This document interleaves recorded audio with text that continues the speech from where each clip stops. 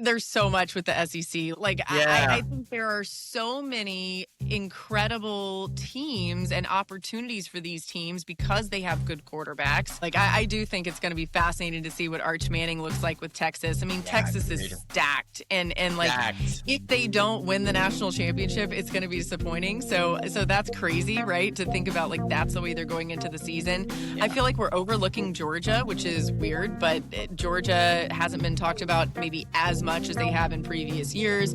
Alabama's going to be a lot better. Yeah. Just seeing them kind of, come into their fold under Kalen DeBoer after having a down season last year.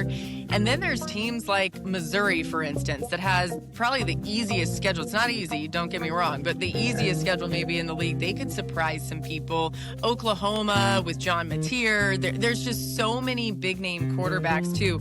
My Gators, DJ Lagway's got to stay healthy, but they can surprise some people. Love him. South Carolina, I think there are so many incredible teams and opportunities for these teams because they have good quarterbacks.